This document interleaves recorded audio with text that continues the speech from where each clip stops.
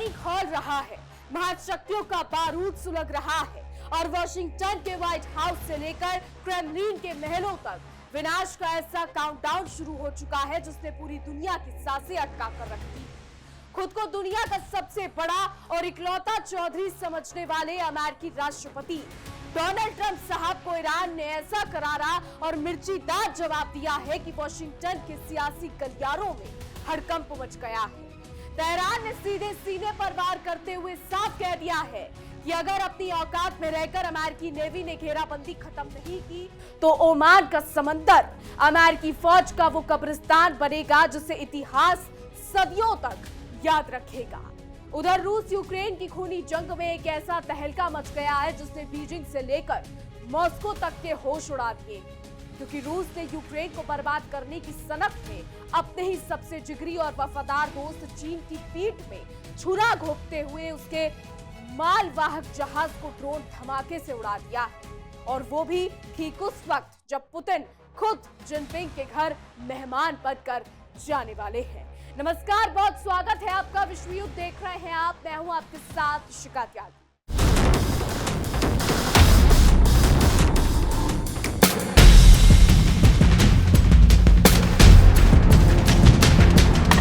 दुनिया इस वक्त बारूद के ढेर पर बैठी है और महाशक्तियों के अहंकार ने पूरी इंसानियत को जंग की आग में झोंकने की तैयारी कर दी। एक तरफ मध्य पूर्व में समंदर का पानी खौल रहा है तो दूसरी तरफ काला सागर में रूस और यूक्रेन के बीच चल रहा खूनी खेल अब एक ऐसे मोड़ पर पहुंच गया है जिसकी किसी ने कल्पना भी नहीं की। वॉशिंगटन के सफेद घर यानी व्हाइट हाउस पर बैठकर दुनिया को अपनी उंगलियों पर नचाने का ख्वाब देखने वाले अमेरिकी राष्ट्रपति मिस्टर डोनाल्ड ट्रंप को ईरान ने ऐसा करारा जवाब दिया है कि उनके होश फाख्ता हो गए। खुद को दुनिया का सबसे बड़ा चौधरी समझने वाला अमेरिका आज ईरान की नौसैनिक घेराबंदी के चक्रव्यूह में ऐसा फंसा है कि अब उसे ओमान के समंदर में अपनी कब्र साफ साफ नजर आने लगी है। अकड़ और दादागिरी दिखाने में माहिर अमेरिका को शायद यह अंदाजा नहीं था कि हर देश उसकी धमकियों के आगे घुटने नहीं टेकता। ईरान ने अमेरिका के इस घमंड को सरेआम तार-तार करते हुए साफ कह दिया है कि अगर अमेरिकी नेवी ने उसके बंदरगाहों की घेराबंदी तुरंत खत्म नहीं की तो ओमान सागर को अमेरिकी फौज का कब्रिस्तान बनते देर नहीं लगी। तेहरान की आपको बता दें कि तेहरान की ये जो धाकड़ सदस्य और IRGC के जो पूर्व कमांडर मोहसेन रजाई हैं, उन्होंने ट्रंप प्रशासन को दो टूक लहजे में चेतावनी दी है कि वो अपनी हद में रहें और जल्द से जल्द ईरानी बंदरगाहों से अपनी नाकेबंदी हटा दें। ईरान की सेना इस वक्त ईंट का जवाब पत्थर से देने के लिए पूरी तरीके से तैयार बैठी और अगर अमेरिका ने अपनी चालें नहीं बदली तो उसे छठे का दूध याद आ जाएगा। ईरान ने आपको बता दें कि ईरान लगातार अमेरिका को धमकी दे रहा है और रिपोर्ट्स ये दावा कर रही हैं कि मोहसेन रजाई ने अमेरिकी हुकूमत पर जो तीखे शब्दबाण छोड़े हैं उसने वॉशिंगटन के सियासी गलियारों में हड़कंप मचा दिया। रजाई ने सीधे सीने पर वार करते हुए कहा कि हम अमेरिकी सेना को भलाई की सलाह देते हैं कि वो इस घेराबंदी को फौरन खत्म कर दे, इससे पहले कि ओमान का गहरा समंदर तुम्हारी कब्रगाह में तब्दील हो जाए। बता दें, पूर्व IRGC कमांडर ने साफ कर दिया कि ईरानी बंदरगाहों पर अमेरिका द्वारा की गई ये नौसैनिक नाकेबंदी सीधे तौर पर एक युद्ध का कृत्य यानी जंग का खुला न्योता है। जब पानी सर से ऊपर गुजर जाए तो उसका डटकर सामना करना तेहरान का संप्रभु अधिकार और ईरान इस हक का इस्तेमाल करने से रत्ती भर भी पीछे नहीं है। वही बात करें अगर अमेरिका की, तो अमेरिका की इस नासमझी और जिद पर तंज कसते हुए ईरान ने दुनिया को आगाह किया वॉशिंगटन की इस करतूत की कीमत सिर्फ इन दो देशों को नहीं बल्कि पूरी दुनिया को चुकानी पड़ेगी। रजाई ने कहा कि अमेरिका ईरान की नौसैनिक घेराबंदी को जितना लंबा खींचेगा दुनिया भर के देशों को उतना ही ज्यादा और बड़ा नुकसान उठाना पड़ेगा, क्योंकि वैश्विक व्यापार का गला घोटा जा रहा है। हालांकि आपको बता दें, ईरान ने अपनी तरफ से बड़प्पन दिखाते हुए ये भी साफ किया कि इस भारी गतिरोध को खत्म करने के लिए पर्दे के पीछे राजनयिक प्रयास अभी भी जारी, लेकिन अब पूरी जिम्मेदारी वॉशिंगटन के पाले में है कि वो इस शांति प्रयास को लेकर अपनी सच्ची मंशा और ईमानदारी को दुनिया के सामने साबित करे, ना कि केवल गीदड़ भपकियां दे। ये भीषण तनाव अब ऐसे समय में है और अब ऐसे चरम पर पहुंचा है जब खुद को दुनिया का भाग्य विधाता समझने वाले अमेरिकी राष्ट्रपति ट्रंप साहब ने ईरान को खुली चुनौती देते हुए अपनी पुरानी आदत के मुताबिक घमंड में डूबा हुआ बयान दिया था। ट्रंप ने अहंकार भरे लहजे में कहा था कि ईरान के पास अब समय बहुत कम बचा है। ट्रंप का मानना है कि अगर ईरान ने अमेरिकी शांति प्रस्ताव को तेजी से स्वीकार नहीं किया तो फिर वहां तबाह होने के लिए कुछ बचेगा ही नहीं। ट्रंप की ये उल्टी गिनती वाली धमकी असल में अमेरिका की उस खोखली सियासत का हिस्सा है जहां वो हर किसी को डरा धमका कर अपनी उंगलियों पर नचाना चाहता है, लेकिन ईरान ने उसकी अकड़ को धूल में मिला दिया है। इस पूरे फसाद की जड़ अमेरिका द्वारा भेजी गई वो 5 शर्तें, जिन्हें देखकर साफ लगता है कि अमेरिका बातचीत नहीं बल्कि तानाशाही करना चाहता है। अमेरिका ने ईरान को बातचीत के मेज पर लाने के लिए जो शर्तें रखी हैं, वो किसी संप्रभु देश को गुलाम बनाने जैसी। वॉशिंगटन चाहता है कि ईरान अपना सारा संवर्धित यूरेनियम चुपचाप अमेरिका को सौंप दे। अमेरिका से जरा कोई पूछे कि क्या वो किसी पूरी दुनिया का ठेकेदार है जो उस तरीके से हुक्म चला रहा है। अपने देश में केवल एक परमाणु केंद्र को चालू रखे, ये अमेरिका कह रहा है। अमेरिका से किसी भी तरह के खजाने की मांग को हमेशा के लिए ईरान छोड़ दे और सभी मोर्चों पर जारी युद्ध को तुरंत खत्म कर। सोने पर सुहागा ये है कि इन तमाम शर्तों को मानने के बाद भी ईरान की जब्त की गई अरबों की संपत्तियां ब्लॉक ही रही। अमेरिका के इस एक तरफा और अन्यायपूर्ण प्रस्ताव के जवाब में ईरान ने भी जैसे को तैसा वाला रुख अपनाते हुए अपनी 5 कड़क शर्तें अमेरिका के मुंह पर दे मारी।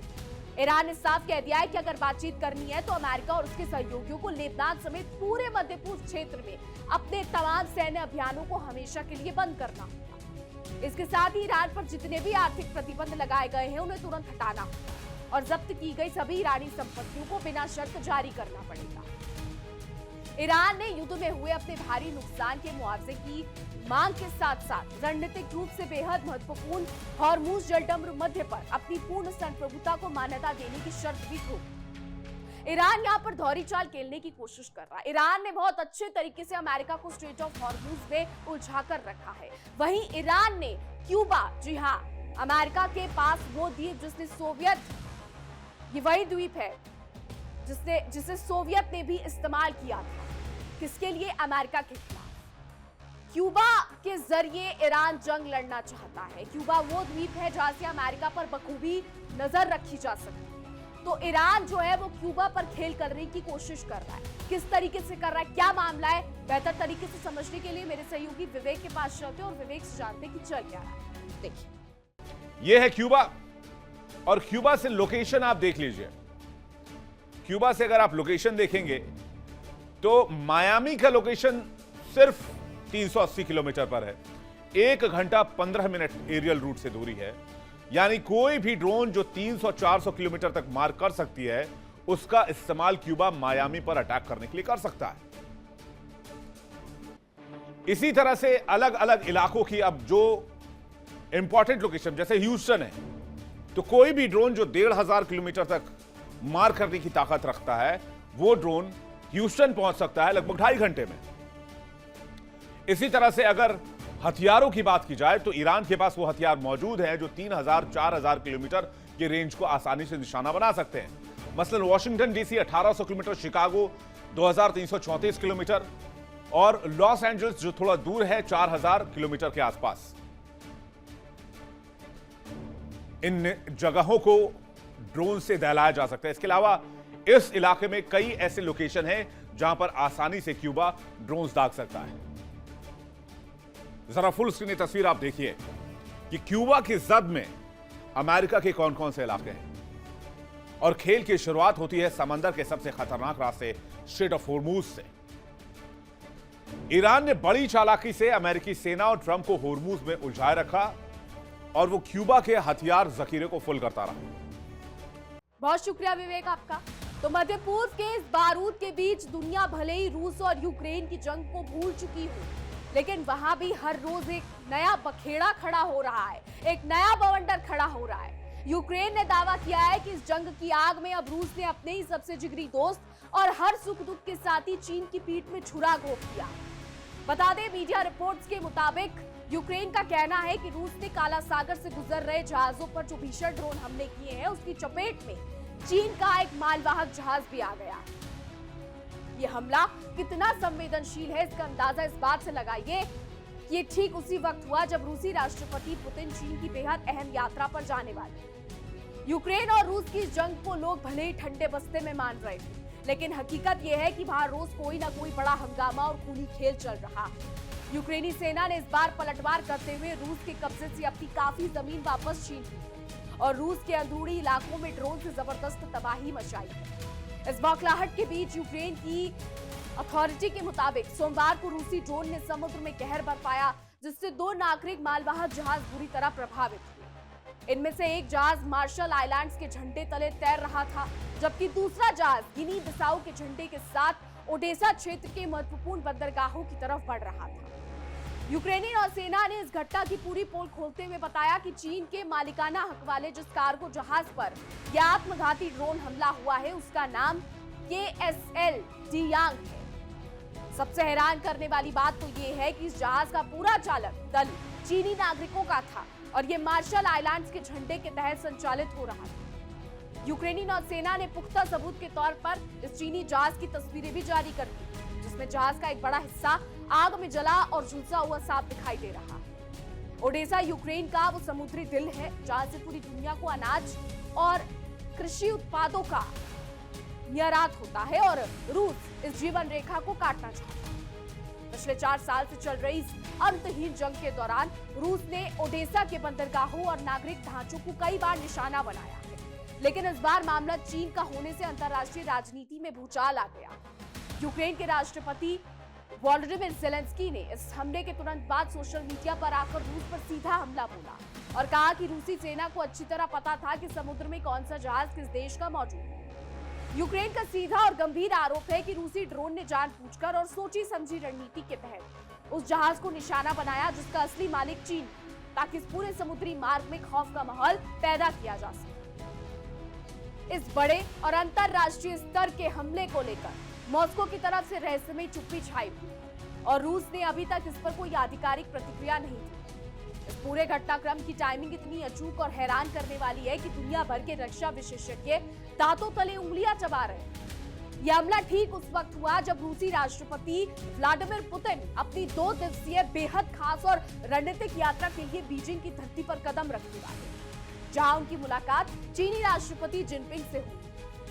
ऐसे नाजुक वक्त में रूस की गहरी चुप्पी इस बात का संशय पैदा कर रही है कि क्या दोनों देशों के रिश्तों में पर्दे के पीछे कोई बड़ी दरार आ चुकी है। ये बड़ा सवाल है, क्योंकि पूरी दुनिया जानती है कि चीन और रूस के रिश्ते कितने गहरे हैं और चीन हमेशा से ही इस जंग को खत्म करने के लिए बातचीत और कूटनीति की वकालत करता रहा है। लेकिन ये भी एक कड़वी सच्चाई है कि चीन ने कभी भी यूक्रेन के खिलाफ रूसी सैनिकों की कार्रवाई का खुलकर विरोध नहीं किया और ना ही उसने रूस पर कोई पाबंदी लगाई। पश्चिमी देशों के भारी दबाव और प्रतिबंधों के बावजूद चीन ने रूस के साथ अपना व्यापारिक और आर्थिक नाता लगातार जारी रखा और रूस की अर्थव्यवस्था को डूबने से बचाया। ऐसे वफादार दोस्त के जहाज पर हमला होना वाकई कई गंभीर और अतीखित सवाल यहाँ पर खड़े करता। बात करें अगर मध्य पूर्व की, तो इधर मध्य पूर्व में अमेरिका की दादागिरी का जो तमाशा चल रहा है उसने साबित कर दिया है कि वॉशिंगटन सिर्फ और सिर्फ जंग की भाषा समझता है। ट्रंप प्रशासन को लगता है कि प्रतिबंधों की लाठी से ईरान जैसे खुददार देश को हाँक लेगा, लेकिन ईरान ने साफ कर दिया है कि उसकी संप्रभुता का सौदा किसी भी कीमत पर नहीं हो सकता। अमेरिका एक तरफ शांति का ढोंग रचता है और दूसरी तरफ ईरानी बंदरगाहों की घेराबंदी करके कई सारी चीजें करता है। अमेरिका की जौहरी नीति और मक्कारी को ईरान ने दुनिया के सामने बेनकाब कर दिया और उसकी 5 शर्तों को रद्दी की टोकरी में फेंक दिया। समंदर की लहरों पर छिड़ी अब ये जंग सिर्फ 2 देशों की लड़ाई नहीं रह गई, बल्कि ये पश्चिम के अहंकार और पूर्व की संप्रभुता के बीच का महामुकाबला बन चुकी है। ट्रंप ने जिस तरह से ईरान को बहुत कम समय होने की धमकी दी है, वो उनकी बौखलाहट को साफ दर्शाती है, क्योंकि वो जानते हैं कि अगर ईरान ने अपने तेवर और कड़े कर लिए तो अमेरिकी अर्थव्यवस्था की कमर टूट जाएगी। ओमान की खाड़ी से लेकर हॉर्मूज तक अगर एक भी चिंगारी भड़की तो पूरी दुनिया में तेल का ऐसा संकट खड़ा होगा कि अमेरिका को संभालने का मौका तक नहीं मिलेगा। यूक्रेन द्वारा रूस और चीन के बीच पैदा किए गए इस नए विवाद ने अंतरराष्ट्रीय कूटनीति के सारे समीकरण बदल कर रख दिए। अगर यूक्रेन का ये दावा 100% सच है कि रूस ने जानबूझकर चीनी जहाज को निशाना बनाया है, तो पुतिन की बीजिंग यात्रा के दौरान जिनपिंग के सामने बैठना उनके लिए बेहद असहज होने वाला है।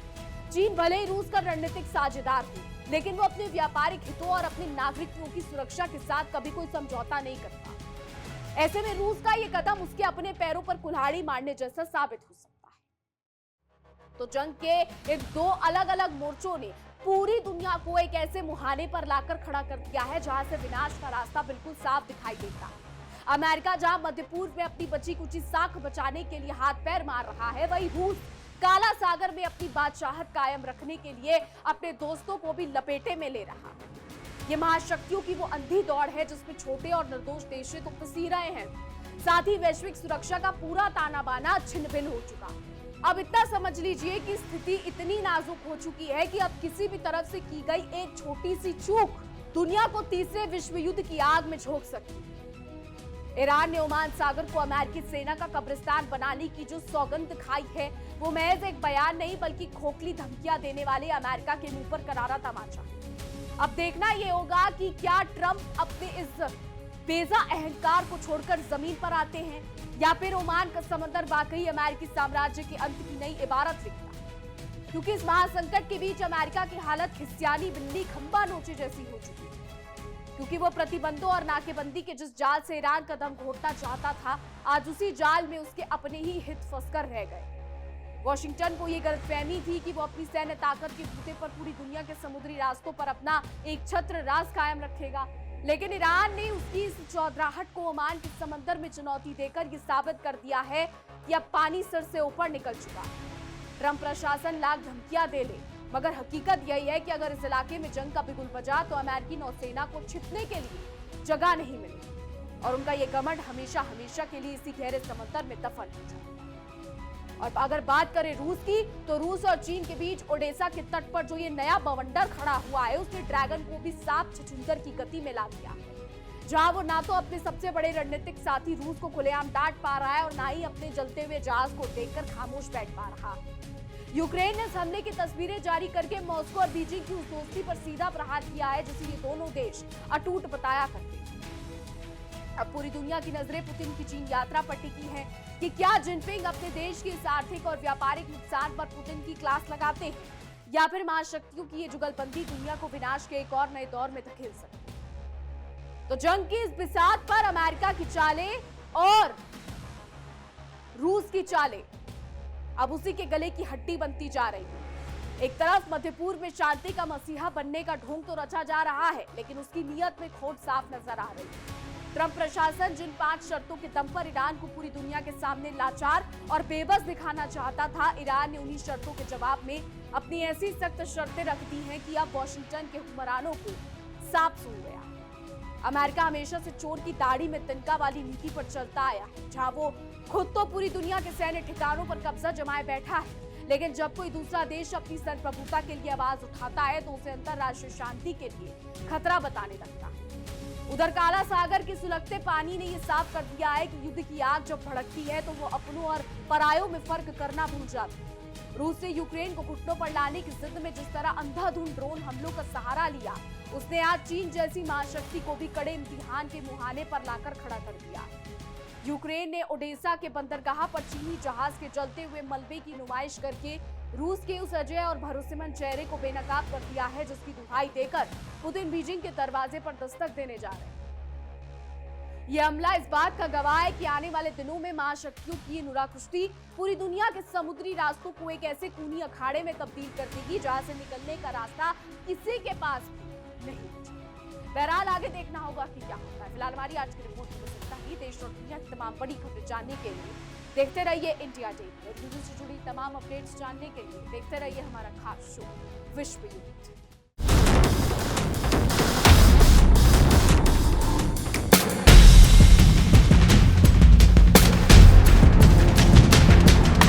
देखिए इंडिया डेली 24/7 अब आपके स्मार्ट टीवी पर।